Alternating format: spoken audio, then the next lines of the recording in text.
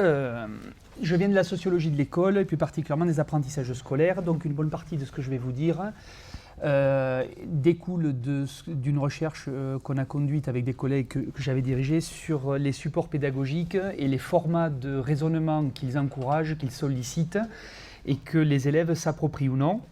Évidemment, en ne résumant pas l'adolescent à un élève scolaire, mais en transposant le raisonnement, il s'agit de se dire, mais finalement, quels sont les modes de raisonnement, les dispositions qui sont mobilisées par les ados selon leurs origines sociales, dans leur confrontation à des œuvres qui sont formatées par des supports, des modalités d'écoute.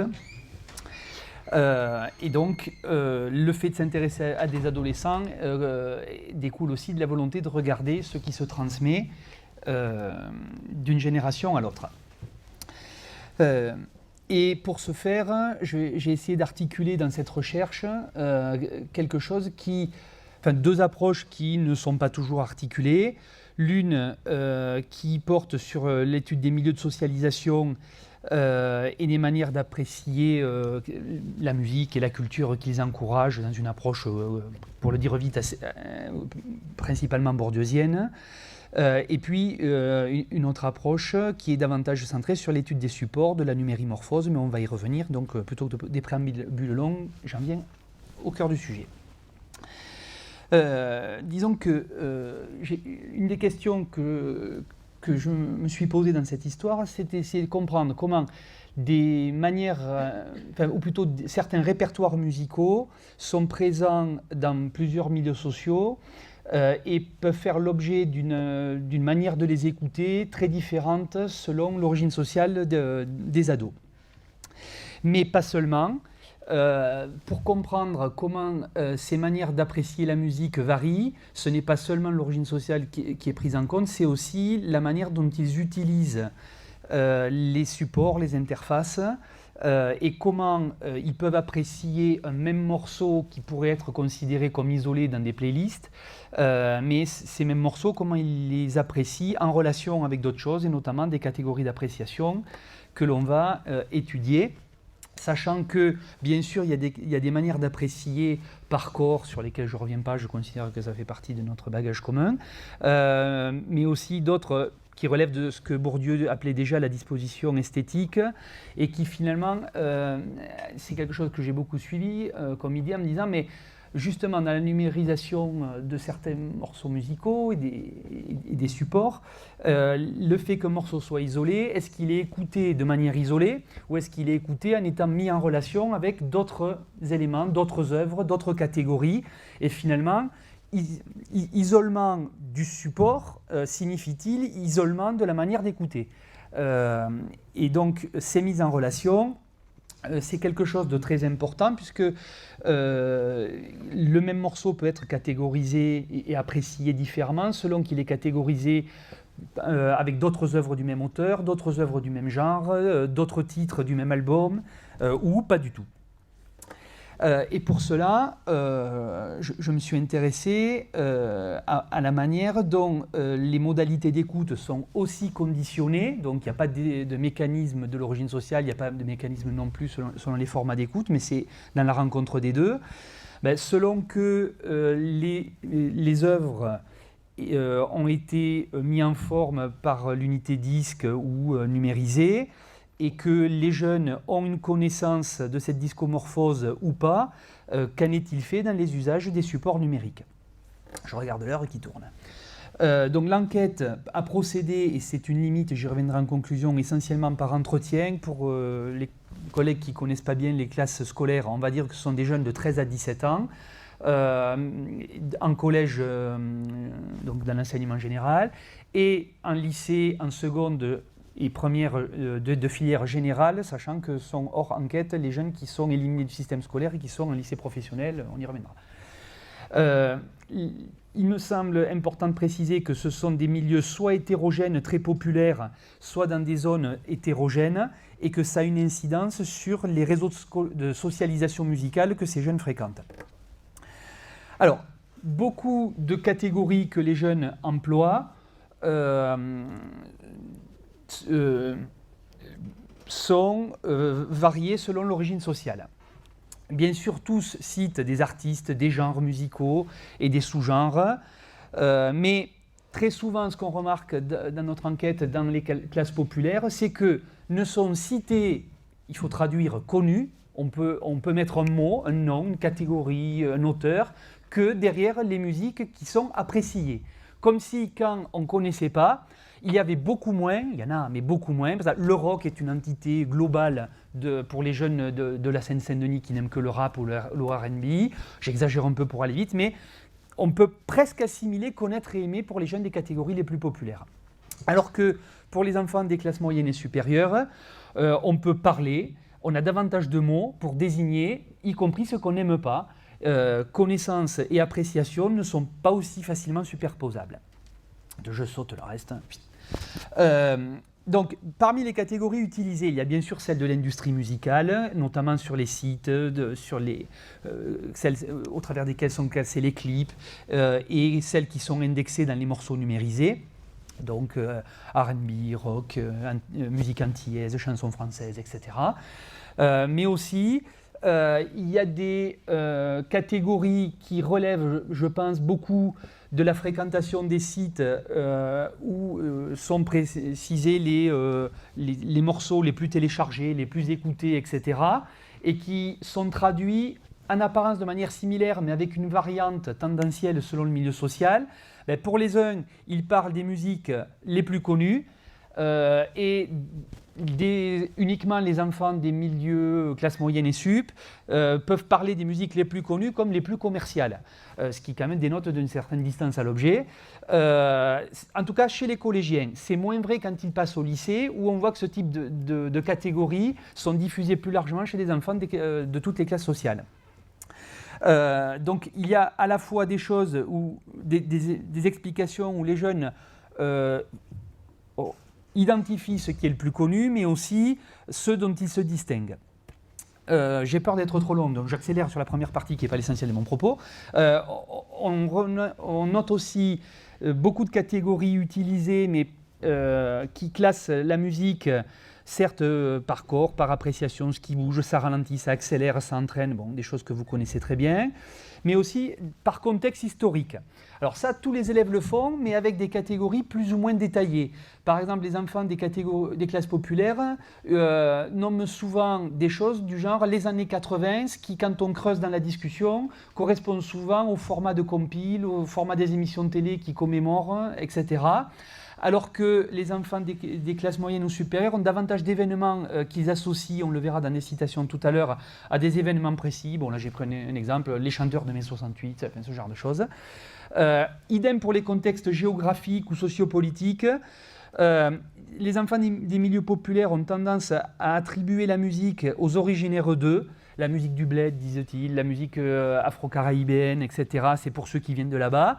Alors que les enfants des classes moyennes et supérieures témoignent davantage d'une posture de tourisme musical, parce que quand ils parlent de musique du monde, ce n'est pas seulement la catégorie de vente par l'industrie, c'est vraiment une visite guidée de différents pays dont ils n'associent pas le goût seulement aux originaires d'eux.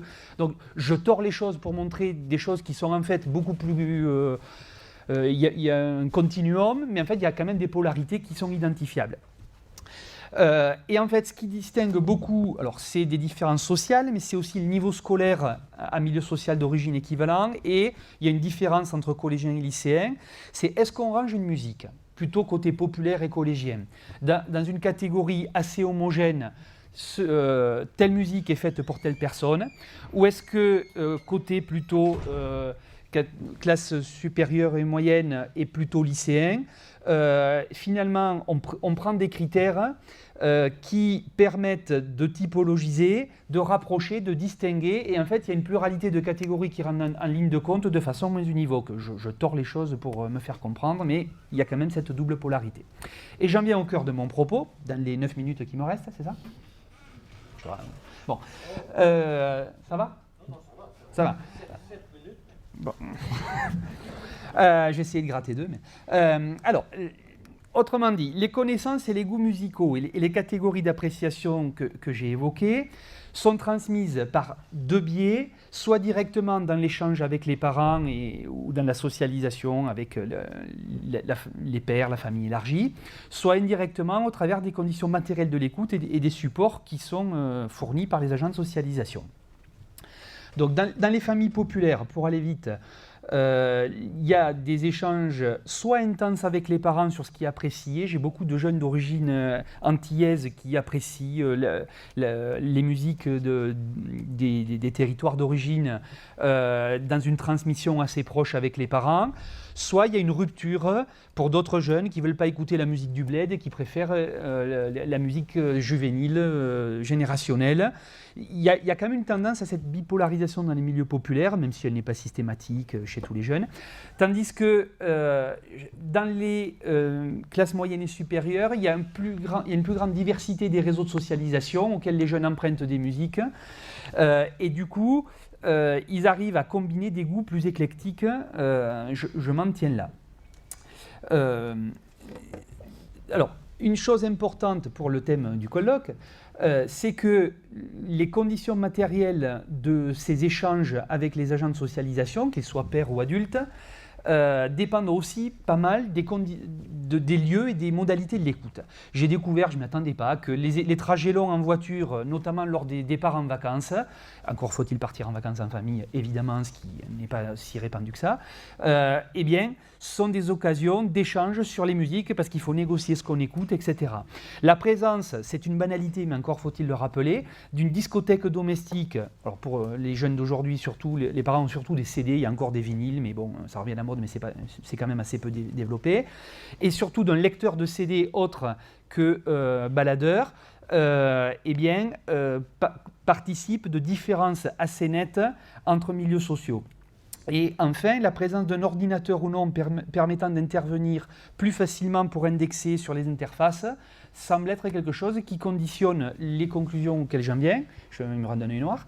D'abord, selon les sources que les jeunes ont à disposition et leurs passeurs, ils ont affaire à des interfaces très différentes.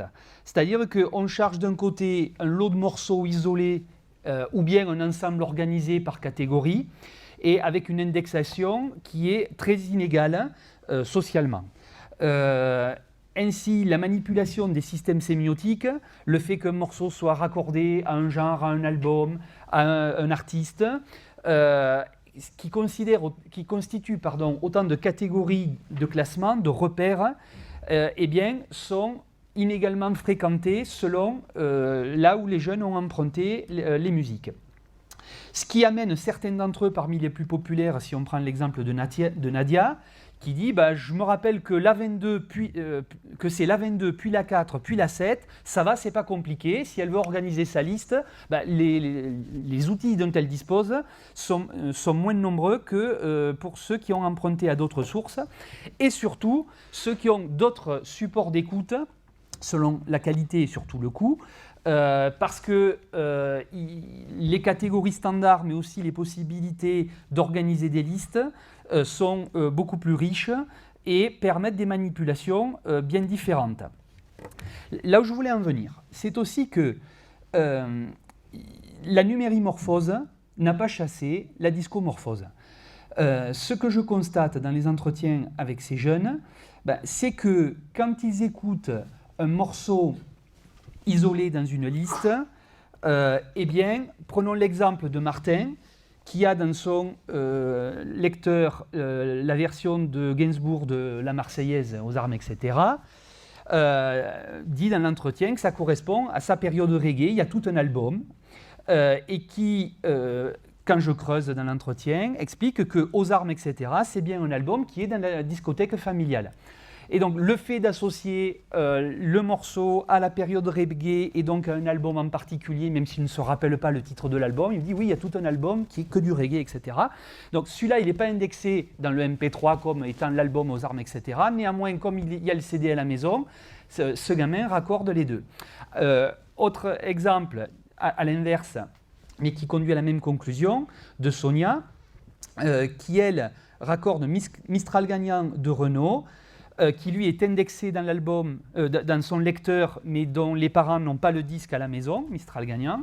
Il avait fait tout un disque qui a le même nom que la chanson. Ma mère m'a dit qu'il parlait beaucoup dedans de sa fille, qu'il était devenu papa, etc.